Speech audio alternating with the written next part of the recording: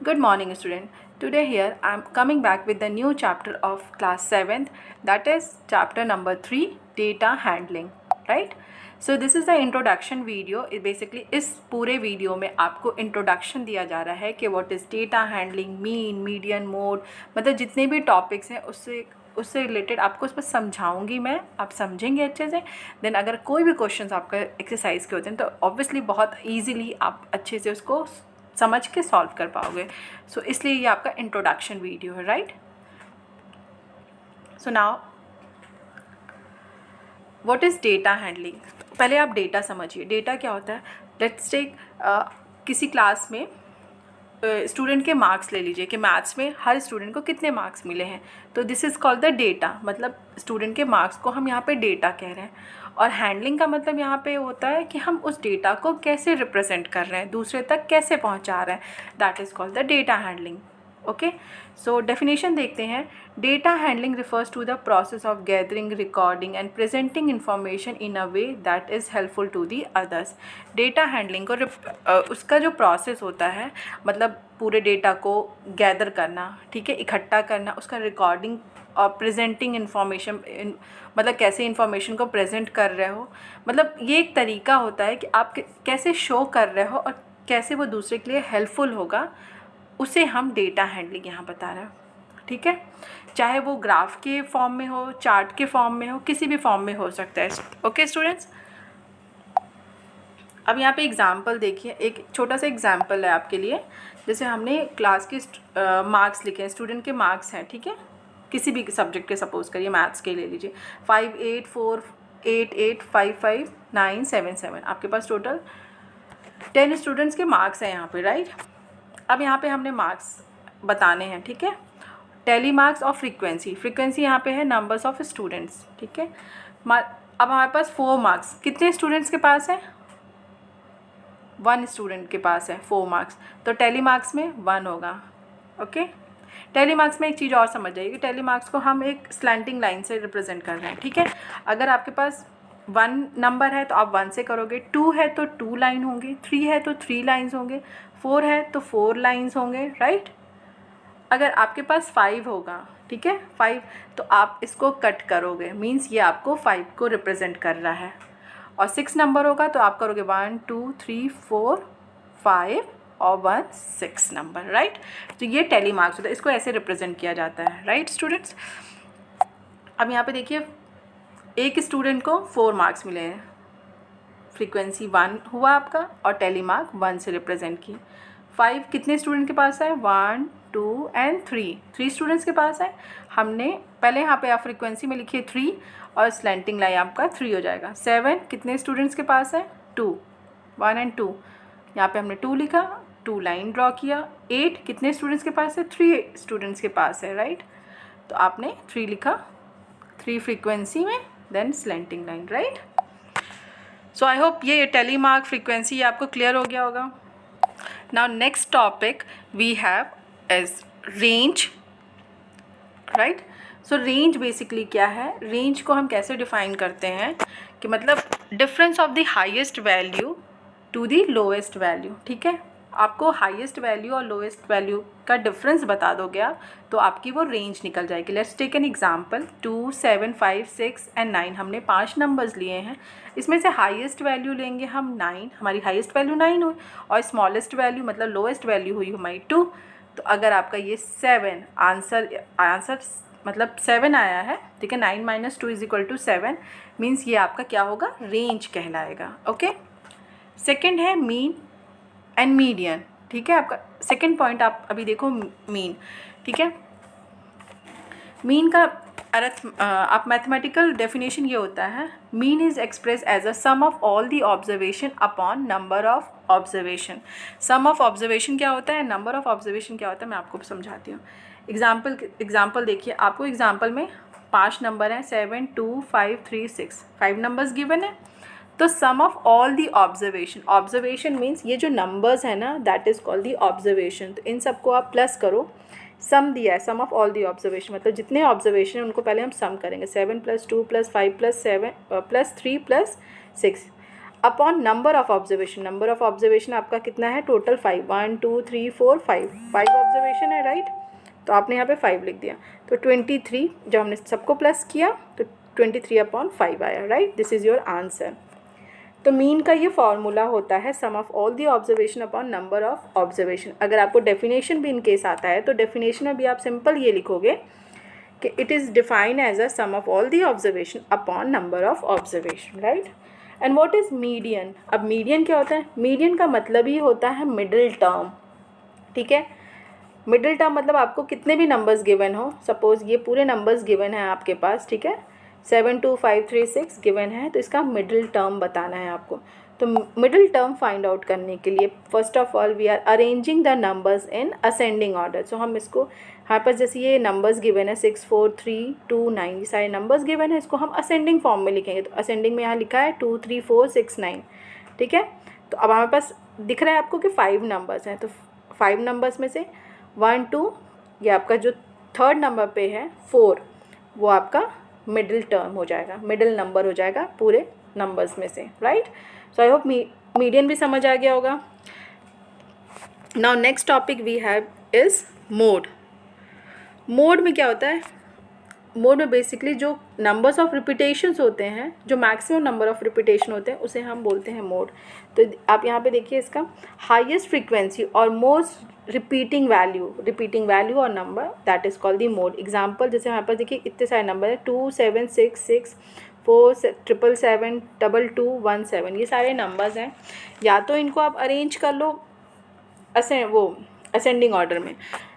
वैसे बेसिकली इसमें इतनी ज़रूरत नहीं पड़ती, आपको जितने भी नंबर्स गिवन है आप उसका एक फॉर्मेट बना लो। जैसे आप बना लो यहाँ पे 2 कितने टाइम्स है आपका 1 2 3 3 टाइम्स दिख रहा है आपको। 7 कितने टाइम्स है 5 टाइम्स है, ठीक है। मतलब ऐसे काउंट कर लो आप कि आपका जो सबसे नंबर्स होंगे 6, आप देखिए 6 कितने 2 टाइम्स है, ठीक है। आपका 1 कितने टाइम्स है 1 टाइम है।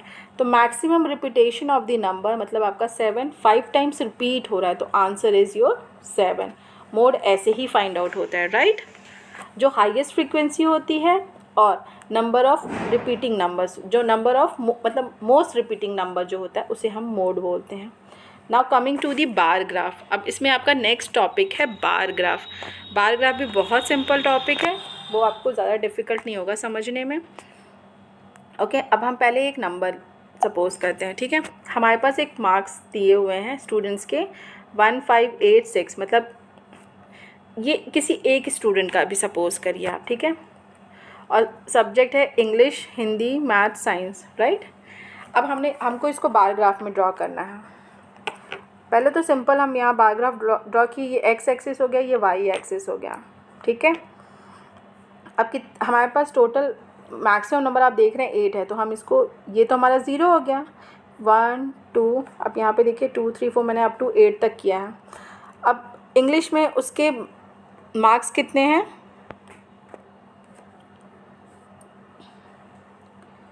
अभी आप यहाँ पे उसको इंग्लिश में, सॉरी यहाँ पे 1 लिखा है मैंने, ये 7 है, ठीक है। 7 मार्क्स मिले उसको इंग्लिश में, तो हमने यहाँ 7 तक एक बार ये ड्रॉ कर लिया, ठीक है। इंग्लिश में उसको कितने मिले हैं स्टूडेंट को 7 मार्क्स। नाउ हिंदी में 5 मार्क्स मिले, तो हमने यहाँ पे ड्रॉ किया हिंदी का 5, ठीक है। मैथ्स में उसको मिले हैं 8 मार्क्स, 8 ड्रॉ किया हमने। ये देखिए सब नंबर्स के आगे 8, ये 7 हो गया, ये 5 हो गया, ठीक है। और इसको साइंस में 6 मार्क्स मिले हैं, 6 मार्क्स मिले हैं, तो हमने 6 पे ड्रॉ कर दिया राइट। अब ये हुआ एक बार ग्राफ, ये एक स्टूडेंट का एक हमने बार ग्राफ में ड्रॉ कर दिया, ठीक है। सब्जेक्ट नीचे और सारे मार्क्स, ठीक है, हमने वाई एक्सिस पे लिखा है। अगर आपके साथ सपोज़ करो आपने तो भी एक में ड्रॉ किया, अब आपके पास आ गया कि मान लीजिए ये जो फर्स्ट नंबर था वो फर्स्ट सेमेस्टर का था। अब हम सेकंड सेमेस्टर का एक मार्क्स ले लेते हैं, ठीक है। तो हमने यहाँ पे लिया उसका सेकंड सेमेस्टर, ये फर्स्ट सेमेस्टर था, ठीक है, फर्स्ट सेम था।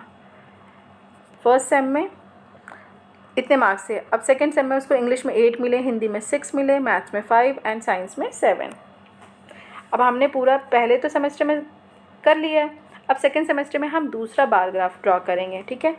तो इंग्लिश में उसको 8 मिला था स्टूडेंट को, तो हमने यहाँ पे 8 पे ड्रॉ किया। पहले 7 मिला, देन 8 इंक्रीज़ हो गया। नाउ आपको इसमें 5 था हिंदी में, उसका फिर इंक्रीज़ हो गए हिंदी में 6 मार्क्स हो गए, ठीक है। इसको ऐसे मतलब ये this is called the double bar graph, okay, PH, okay student, double bar graph. तो आई होप ये क्लियर हो गया होगा स्टूडेंट्स आपको। सिंपल बार ग्राफ है, और कोई प्रॉब्लम होता है you can definitely ask me. Now एक और हम ले लेते हैं एग्जाम्पल। इसमें भी हमने एक स्टूडेंट के मार्क्स लिए हैं, ठीक है। इंग्लिश में 67, 75, 80 और 96। अब इसमें क्या है, आपको जैसे हमने वहाँ पे 1 से 10 तक के लिए था, अब इसमें हमारे पास पूरा 100 तक है, ठीक है। तो अब इसको या तो हम 10, 20, 30 इस फॉर्म में लिखें, या फिर 20, 40, 60, 80 जिस फॉर्म में लिखना है, बट एक सीक्वेंस फॉर्म में होना चाहिए आप सबका, ठीक है। तो हमने 20, 40, 60 के फॉर्म में लिखा है। तो 67 इंग्लिश में मिला है, तो सब्जेक्ट हमारा एक्स एक्सिस पे आ गया और वाई एक्सिस पे मार्क्स आ गए उसके स्टूडेंट्स के, ठीक है। तो 67 60 और 80 के बीच में कहीं लाई करेगा। अगर सपोज़ करो आपका यहाँ 70 है तो 67 उसके नीचे ही होगा, तो हमने 67 इंग्लिश में 67 मिला, सेम एज़ 75 उसको मिला हिंदी में 88।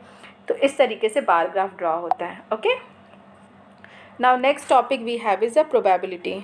प्रोबेबिलिटी भी बहुत इजी टॉपिक है, आई होप समझ आ जाएगा आपको। प्रोबेबिलिटी में बेसिकली होता है कि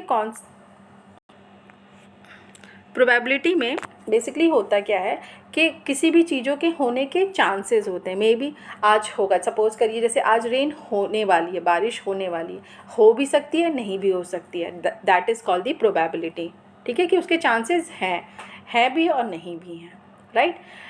हमारे पास एक एग्जांपल है यहाँ पे, देखिए सपोज़ हमने एक कॉइन को, ठीक है, टॉस किया। तो कॉइन को टॉस करने से 2 ही पॉसिबिलिटी होंगी, कॉइन में एक हेड होता है, दूसरा टेल होता है, ठीक है। तो जब हमने कॉइन को टॉस किया तो हमारे पास हेड आया, ठीक है। हमने दोबारा टॉस किया तो टेल आया। तो इसकी पॉसिबिलिटी या तो हेड की है या फिर टेल की है, ठीक।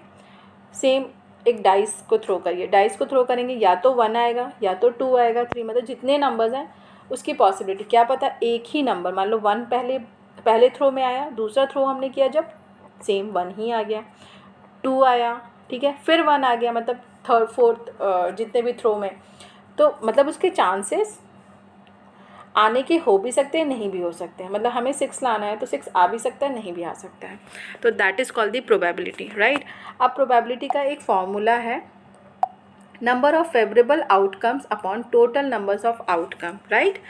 अब ये फेवरेबल आउटकम्स का यहाँ मतलब है, एक एग्जांपल जैसे, मतलब आप ऐसे समझिए, हमने जब कॉइन को टॉस किया, हेड या फिर टेल आ सकता है, तो हेड हमारा 1 हुआ, टेल हमारा 1 हुआ। तो जब नंबर ऑफ फेवरेबल मतलब या तो हेड या तो टेल, तो जब हमसे पूछा जाएगा कि मतलब प्रोबेबिलिटी ऑफ हेड पूछा गया, तो हेड कितने टाइम है, 1 ही टाइम है, और टोटल नंबर्स ऑफ आउटकम कितने होंगे, 2, बिकॉज हेड या टेल 2 है। सेम एज अगर आपसे टेल बोला गया कि प्रोबेबिलिटी ऑफ टेल हो मतलब क्या होगा, तो नंबर्स ऑफ फेवरेबल आउटकम में लिखोगे आप 1, बिकॉज टेल तो एक ही है, और टोटल नंबर्स ऑफ आउटकम 2। ये कॉइन के कंडीशंस में होता है। और जब आपके पास डाइस होता है, डाइस मतलब पासा, लूडो खेलते हैं ना, उसे कह रही हूँ मैं यहाँ पे। तो यहाँ पे नंबर्स ऑफ फेवरेबल आउटकम्स या तो 1 होगा और टोटल नंबर्स ऑफ आउटकम 6 होगा, क्योंकि 6 नंबर्स हैं टोटल। या फिर देखिए यहाँ पे से 1/6 हुआ, ये पॉसिबिलिटी हो सकती है, या नंबर ऑफ फेवरेबल आउटकम 2 होगा तो अपॉन 6 होगा। मतलब ये जितने भी नंबर्स होंगे अपॉन 6 होंगे, क्योंकि ये फेवरेबल आउटकम्स है और ये टोटल नंबर्स ऑफ आउटकम है, राइट।